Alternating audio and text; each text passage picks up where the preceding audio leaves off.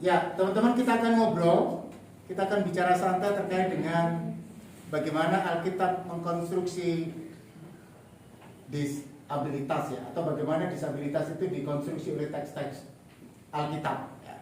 Jadi teman-teman yang nanti ada di belakang boleh bertanya kepada masing-masing kelompok, ya. Boleh juga menyanggah, ya, terhadap apa yang tadi atau apa yang akan disampaikan oleh kelompok. Ya. Oke, siapa ini? Siapa di luar ini?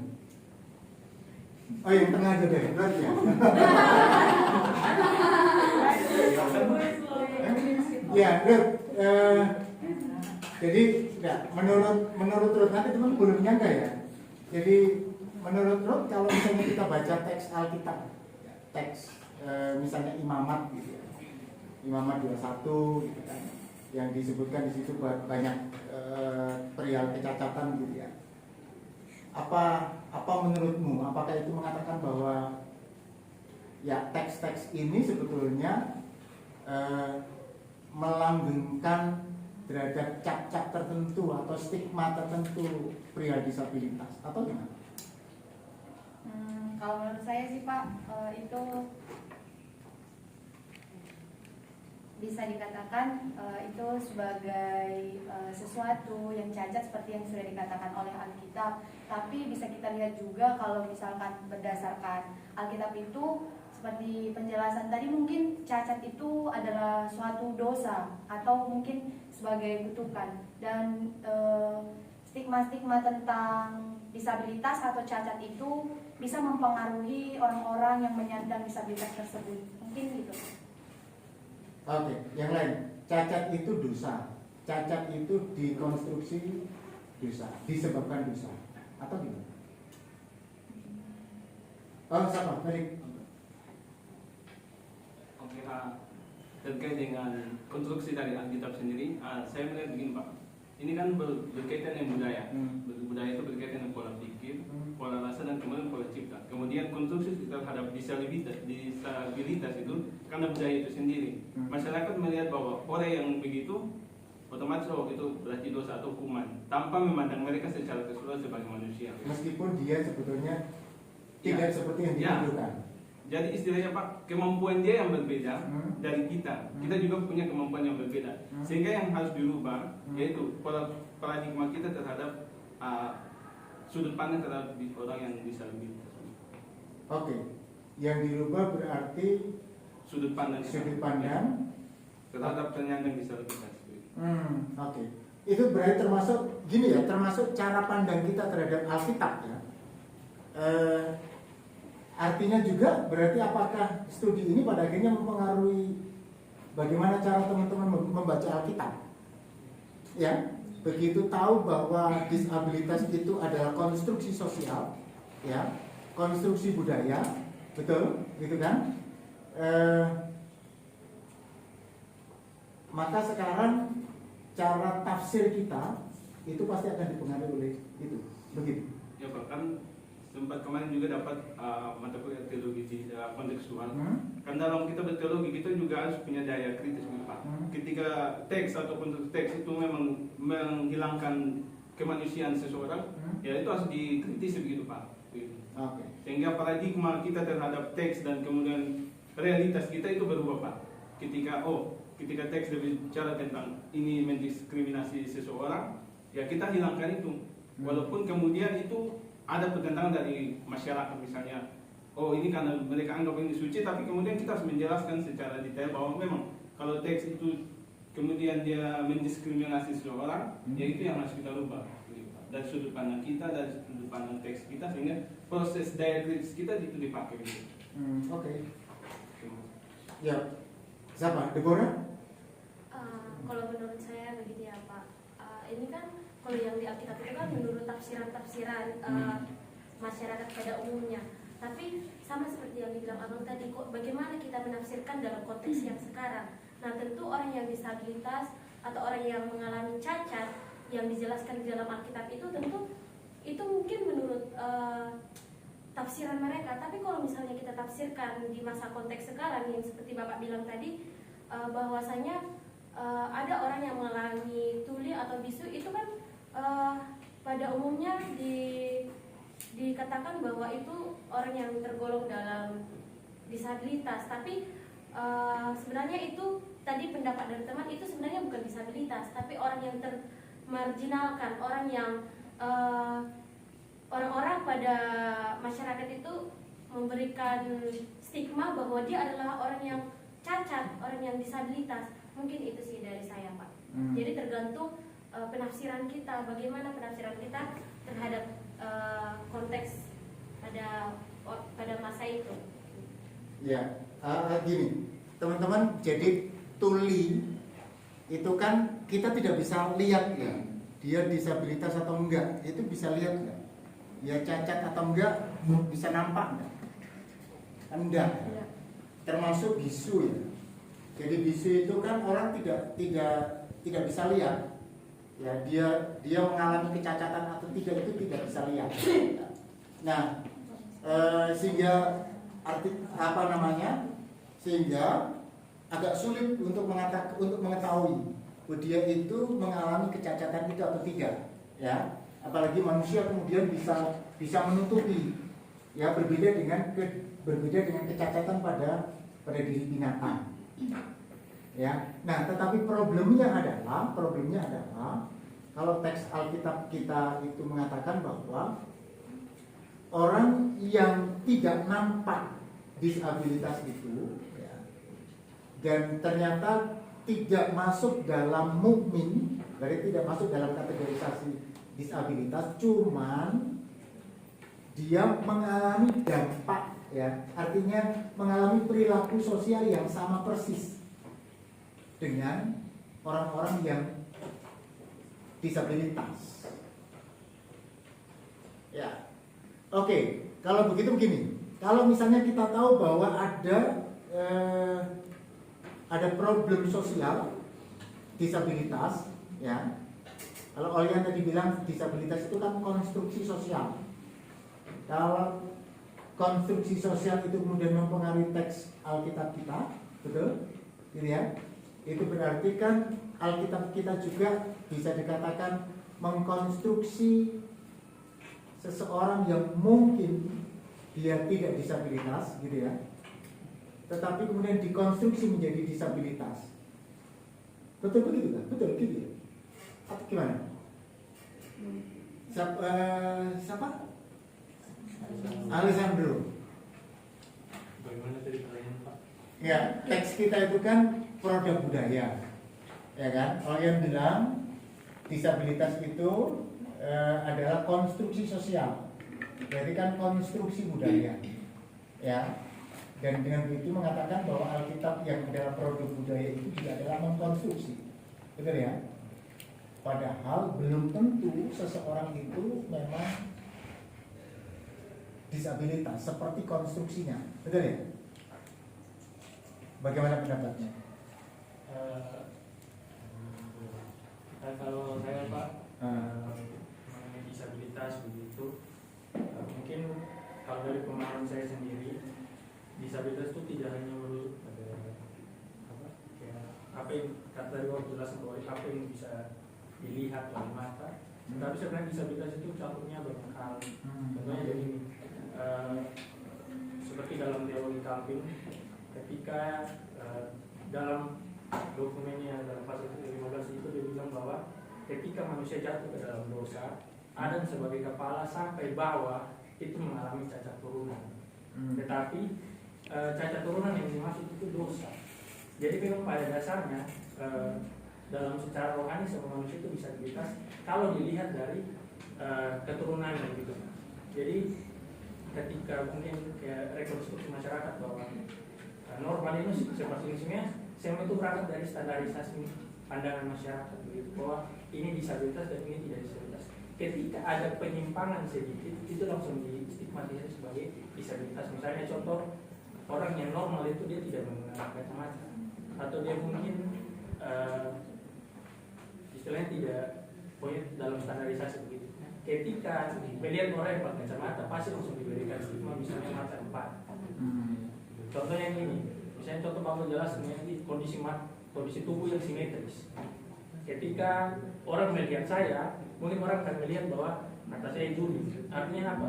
Saya masuk dalam kategori disabilitas yang mungkin secara pandang itu berdasarkan konstruksi sosial masyarakat, bukan secara yang misalnya secara hal-hal lain. Oke, Boy. Gimana Pak? Yang tadi itu sama dengan Alessandro. Bisa dibilang ini panik. Iya. Jadi bagaimana kamu melihat kalau ternyata disabilitas itu konstruksi sosial? Ternyata Alkitab kita juga itu mengkonstruksi.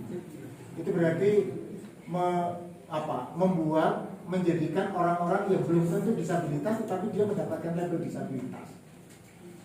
Gimana?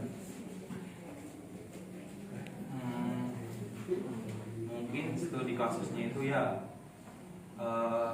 teman-teman kita yang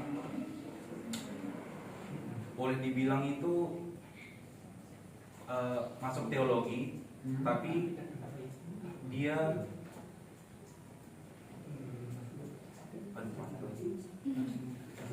Gimana? Silakan. Mungkin teman-teman kita yang masuk teologi pernah dengar kalau misalnya orang yang pendek itu tidak bisa jadi pendeta, atau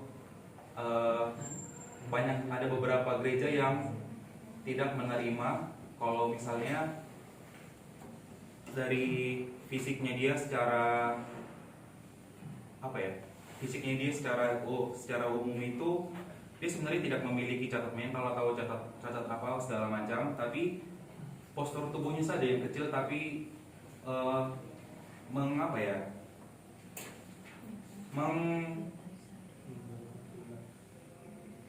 membuat dia tidak layak untuk menjadi seorang pelayan, seorang hamba Tuhan. Itu sih yang pernah saya dengar Pak, kalau beriringan mempelajari mata kuliah ini. Itu sih Pak. Oke, jadi pada akhirnya ada pertanyaan. Oke. Silakan. Saya mau bertanya. Supaya bisa dengar. Wah. Saya tidak bertanya kepada Boy, tapi saya agak keliru dengan pendapatnya Alessandro tentang teologi Calvin yang mengatakan bahwa semua manusia disabilitas karena memang keturunan Adam jadi berdosa semua. Berarti secara tidak langsung Sandro setuju tentang dia sudah kemana ya Pak? Itu bukankah itu sudah merekonstruksi bahwa semua manusia itu disabilitas, begitu. Jadi bagaimana Sandro mempertanggungjawabkan ini? Oke. Mungkin berawal dari pengantar pertama yang Bapak sampaikan mengenai apa yang disampaikan oleh Deborah Grimald dalam bukunya Disabilitas and Christian Theology. Di situ dinyatakan bahwa pada saat manusia itu diciptakan dengan kondisi tubuh tertentu. Anggapnya gini, pada saat tertentu tubuh manusia itu mampu, tetapi di sisi yang lain tubuh manusia itu tidak mampu. Artinya memang pada dasarnya dia sudah diciptakan secara terbatas. Mengapa saya menggunakan pemahaman bahwa semua manusia itu disabilitas? Karena gini, ketika manusia merasa bahwa dirinya sempurna secara total, justru disitulah dia akan membuat rekonstruksi terhadap orang-orang yang bagi dia itu tidak sempurna. Nah, pada dasarnya memang kita istilahnya sudah dikandung di dalam keberdosaan, maksudnya dari Adam. Nah, ketika saya memahami bahwa semua manusia itu disabilitas karena cacat turunan yang dimaksud itu adalah dosa. Nah, memang pada dasarnya semua manusia itu berdosa. Jadi ketika disabilitas secara rohani yang saya angkat adalah ketika semua manusia itu sudah berdosa, artinya memang dia disabilitas secara rohani. Atau gini. Kalau menurut saya sih Pak, semua makhluk setiap ciptaannya Tuhan ciptakan itu semua baik adanya. Nah, tergantung bagaimana tentang poin kesempurnaan itu yang sudah dijelaskan oleh Kak Felix, bahwa bagaimana kita merubah paradigma kita terhadap orang yang berbeda. Ibaratnya begini, kalau misalkan saya bisa melihat dan orang lain tidak bisa melihat, berarti ya sudah sama saja begitu. Maksudnya jangan karena berbeda kemampuannya kita menjustifikasi bahwa dia itu disabilitas, tidak. Padahal kita semua setara. Kita berada pada titik yang baik adanya sesuai dengan kisah awal penciptaan. Itu menurut saya. Oke, ada yang lain? Boy mau menyampaikan? Silakan Boy, silakan Boy. Oh, tunggu. Boleh. Gorga. Nah, gini. Supaya meluruskan ya, sebelum Gorga, supaya meluruskan. Apa yang disampaikan oleh Alessandro itu semua orang punya potensi. Gitu ya, punya potensi mengalami kelemahan. Karena setiap orang punya potensi mengalami kelemahan, itu berarti semua orang pada fase tertentu dia akan mengalami disabilitas. Mungkin itu maksudnya. Yuk. Pertanyaan saya mungkin agak Kepada siapa? kepada semua. Oh, pada semua. Iya. Mantap. Saya pikir kepada Deborah.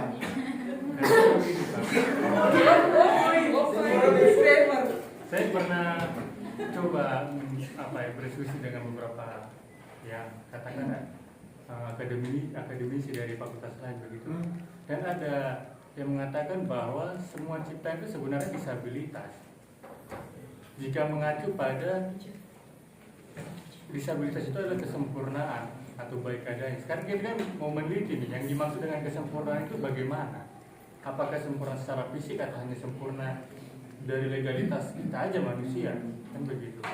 Kalau dari legalitas kita manusia, berarti kita bisa dengan gampangnya membilang orang, itu tidak sempurna, yang tidak sempurna. Tapi pada dasarnya kita tidak introspeksi diri kita juga tidak sempurna, ibarat kata kita cacat. Karena apa? Karena semua ciptaan itu kalau dia tidak cacat, itu tidak akan berlangsung menurut pandangan saya. Seperti misalnya Pak, tumbuhan tidak akan berkembang baik jika dia tidak mati, dan bumi ini pasti akan penuh.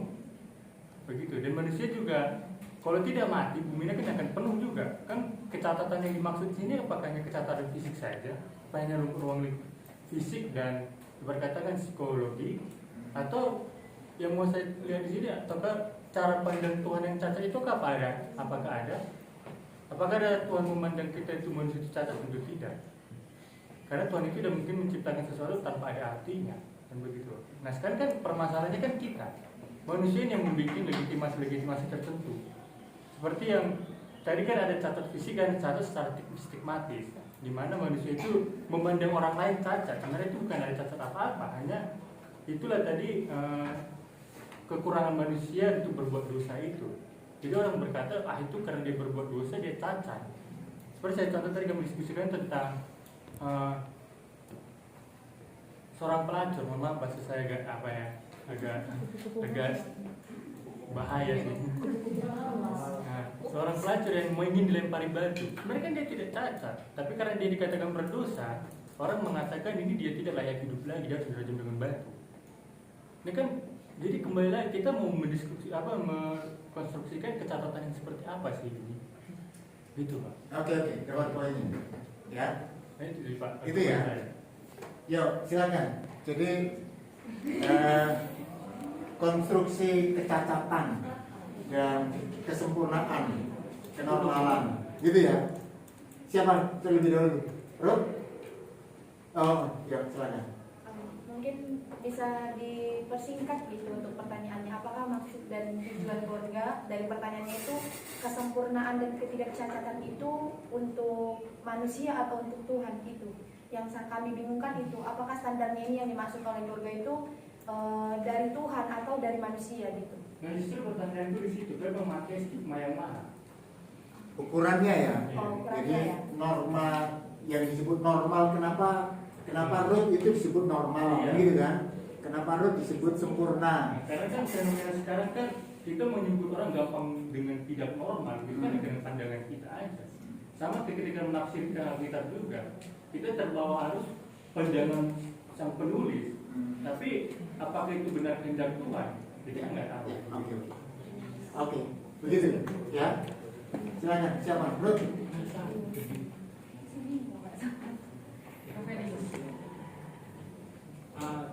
Oke, saya coba menjawab terkait dengan cara pandang kita atau cara pandang Tuhan terhadap orang-orang dengan disabilitas.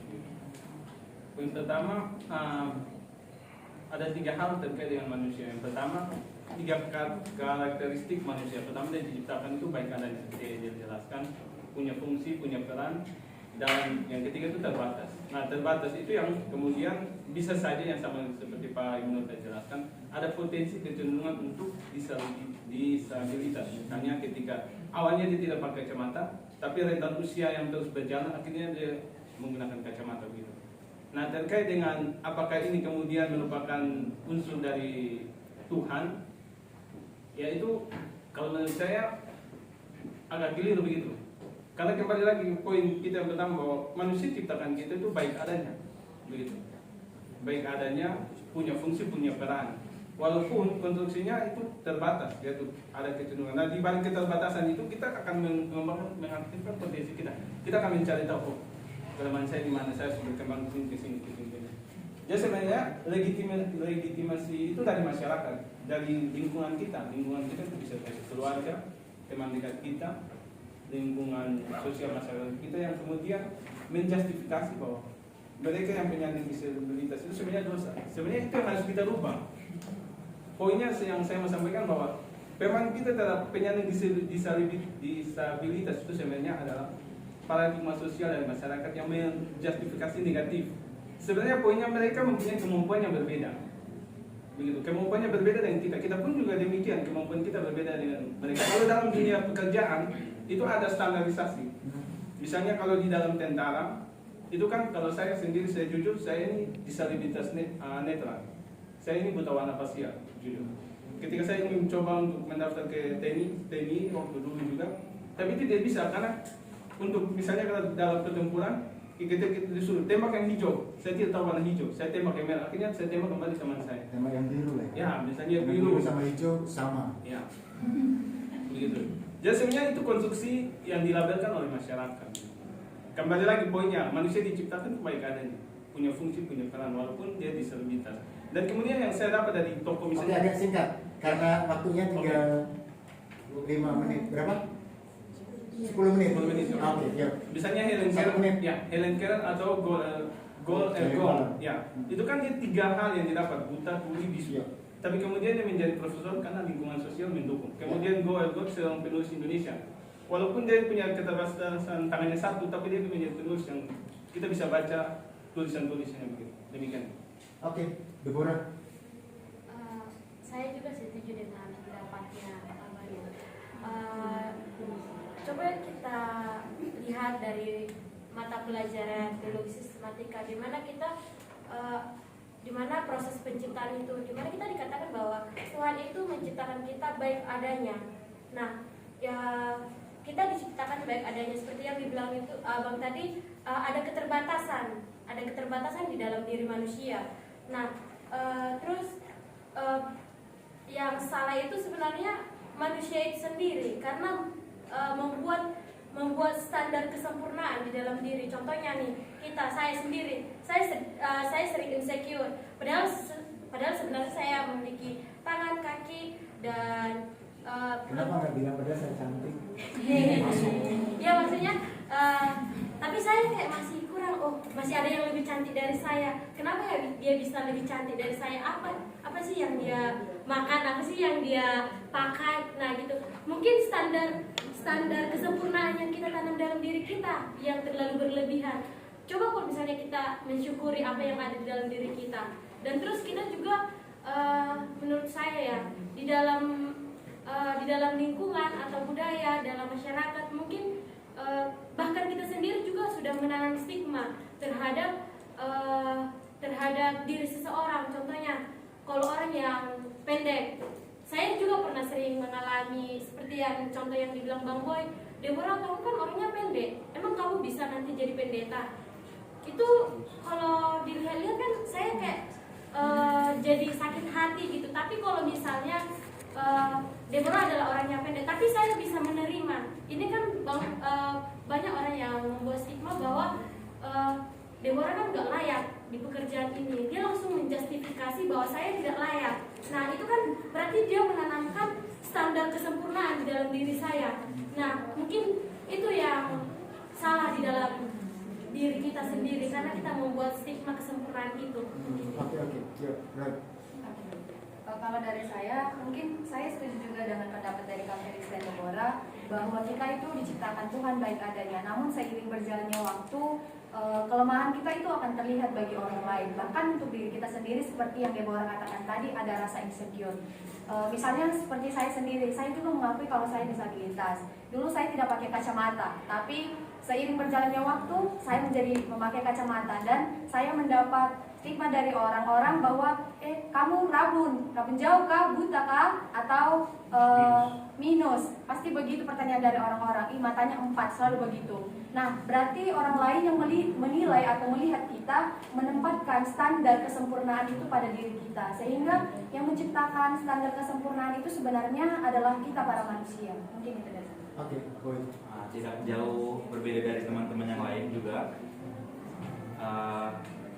Saya juga merasa diri saya juga disabilitas karena misalnya saya disuruh Ini kayaknya pengakuan dosa sendiri. Iya. Jadi seperti itu Pak. Karena misalnya, jadi kalau misalnya saya disuruh maju ke depan dan tanpa ada persiapan tertentu, saya langsung blank. Kayak tadi panik itu minta ampun. Nah itu mungkin teman-teman mungkin di lingkungan sosial saya kurang memberikan ruang kepada saya untuk saya bisa mengekspresikan dan juga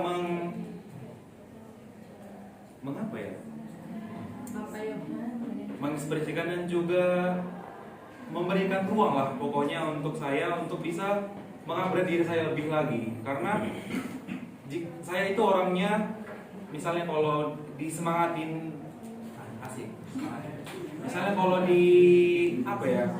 dikasih dorongan dari belakang itu pasti bisa sebenarnya, tapi itu yang belum saya dapatkan, terutama dalam keluarga saya begitu. Terima kasih.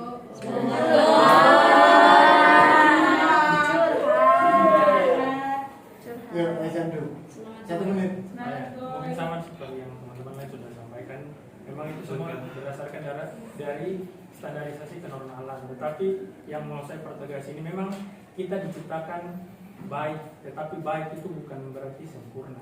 Karena baik menurut Borga belum tentu baik menurut saya, dan baik menurut saya belum tentu baik menurut Borga.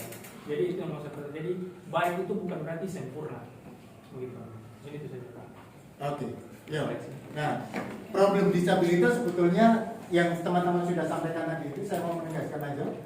Problemnya ada memang pada standar.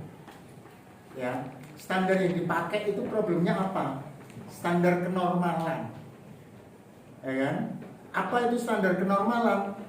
Ya standar yang kalau pakai bahasanya Shakespeare atau pakai bahasanya Durkheim, ya, atau pakai Comte itu normal. Norma itu apa? Aturan. Kan gitu kan? Aturan apa? Aturan yang disepakati bersama. Aturan yang disepakati bersama itu apa? Oh ya, yang namanya wanita itu harus cantik. Karakteristik wanita cantik adalah rambut tidak keriting, misalnya. Iya, iya. Iya ya. Ya, tapi oke, itu.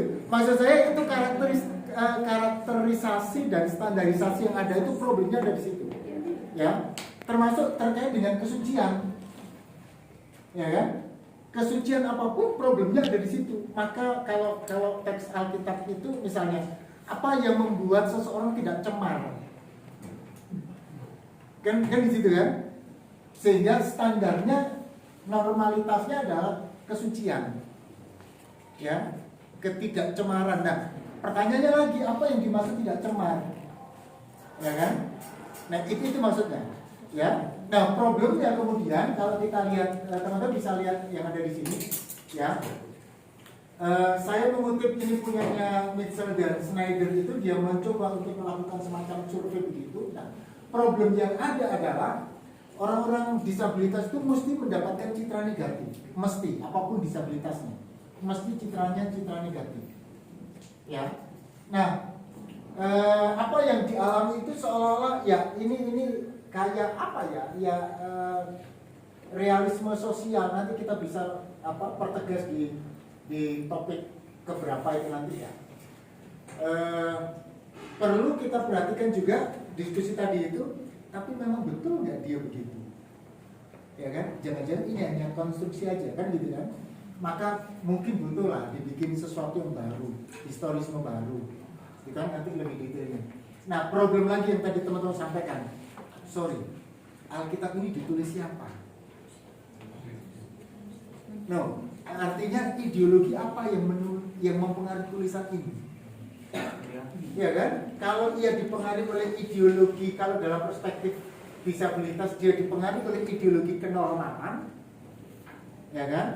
Maka kembali lagi orang yang tidak masuk kategori sasi dan standarisasi itu dicap disabilitas, dicap cacat, kan gitu? Ya kan? Kenapa? Ya karena biografi ini biografi ya.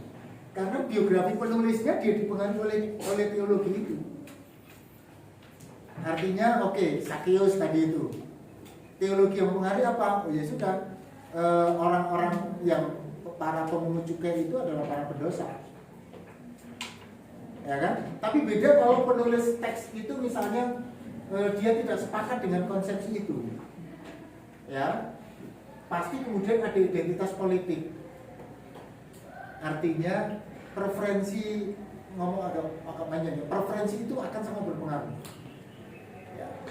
Jadi teman-teman sekalian melihat kondisi atau katakanlah disabilitas itu sebagai konstruksi budaya, maka nanti lebih detailnya kita perlu membaca teks Alkitab itu dengan lebih kritis. Ya. Nanti kita akan lihat di bagian hermeneutik disabilitas. Ya, oke. Jadi itu tadi, ingat bahwa karakterisasi itu membawa pengelompokan orang pada disabilitas atau non disabilitas. Jadi kayaknya kita perlu lebih mengkritisi itu. Ya? Ya. Oke. Terima kasih kepada kelima panelis. Oke, terima kasih. Sampai ketemu Dadah. minggu depan. At Angela